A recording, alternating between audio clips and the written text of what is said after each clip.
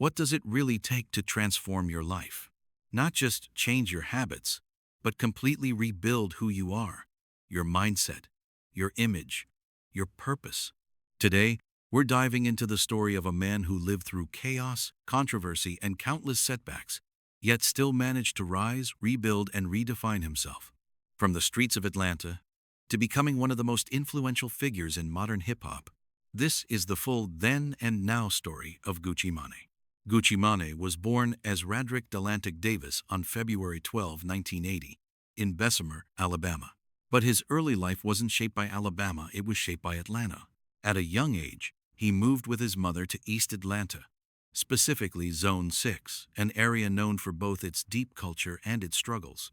His mother worked hard as a social worker and teacher, trying to provide a stable life, but the environment around him told a different story. Growing up in Zone 6 meant being surrounded by crime, poverty, and survival mentality. Even as a child, Gucci Mane showed signs of intelligence and creativity. He was good in school and had a natural talent for writing. By the time he was in elementary school, he had already started writing poems, not knowing that, one day, those same skills would turn into lyrics that would influence an entire generation. But as he got older, the streets began to pull him in. By his teenage years, he was already involved in drug dealing.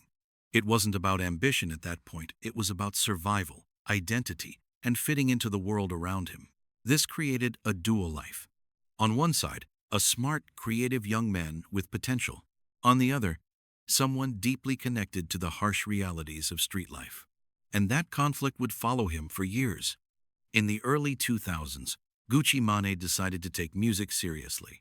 He started recording tracks independently, investing his own money, often money earned from the streets, into building a music career.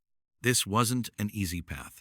There were no major labels backing him, no big industry connections, just raw ambition and a belief in his own voice.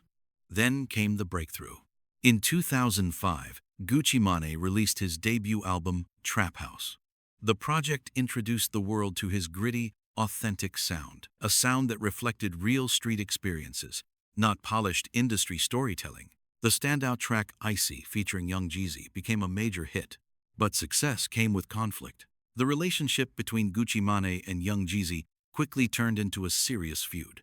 What started as collaboration turned into rivalry, and eventually something much deeper and more dangerous. This moment didn't just define his early career, it set the tone for the kind of life he was living. Chaotic, unpredictable, real. As Gucci Mane's fame grew, so did his problems.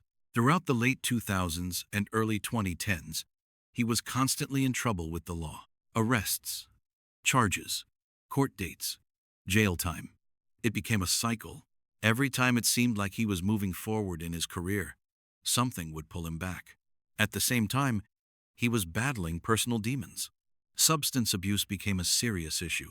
His behavior grew more erratic. Interviews became unpredictable. His public image started shifting from rising star to out of control.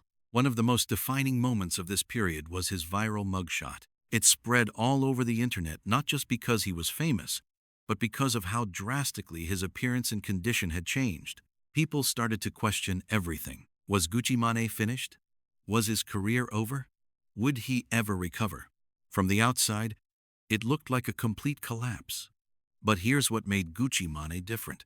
Even in the middle of chaos, he never stopped working. He became known as the Mixtape King for a reason.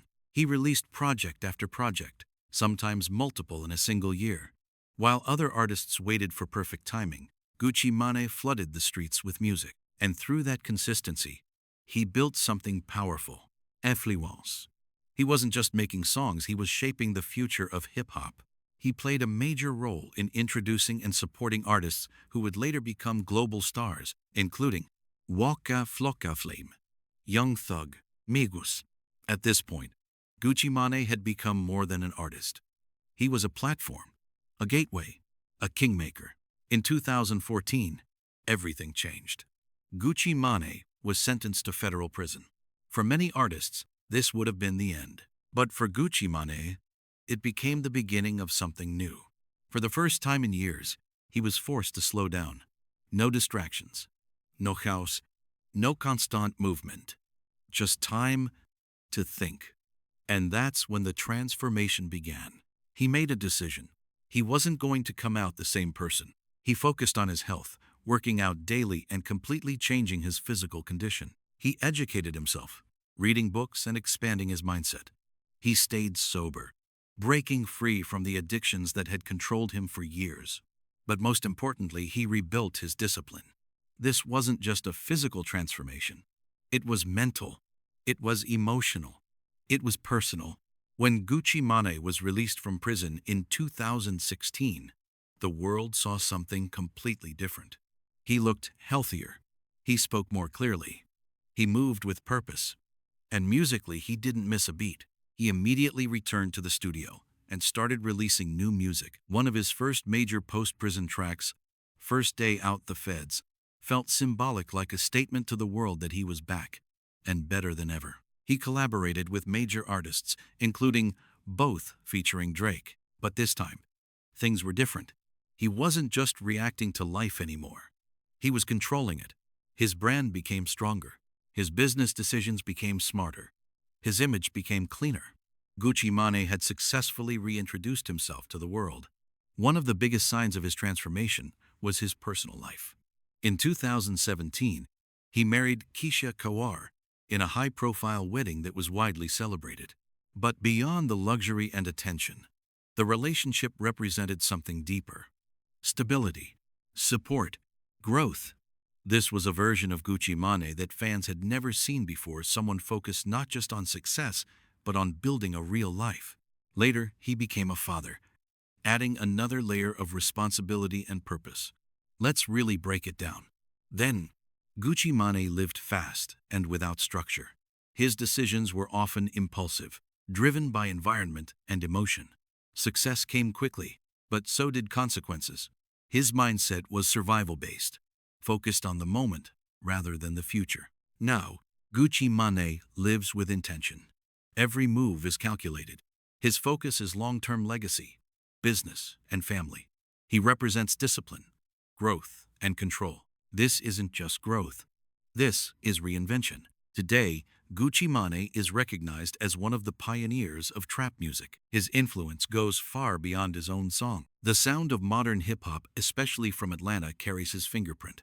Artists he once supported are now global superstars. Styles he helped popularize are now industry standards. And his story? It's become a blueprint.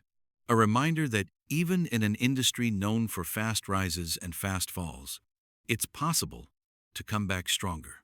Gucci Mane's life teaches powerful lessons. Your environment does not define your future. Mistakes don't end your story. Discipline can change everything. Reinvention is always possible. But most importantly, change is a choice. And he chose it. From the streets of East Atlanta to the heights of global success, from chaos to control, the story of Gucci Mane is more than just a music journey. It's a transformation story. And that's what makes it unforgettable.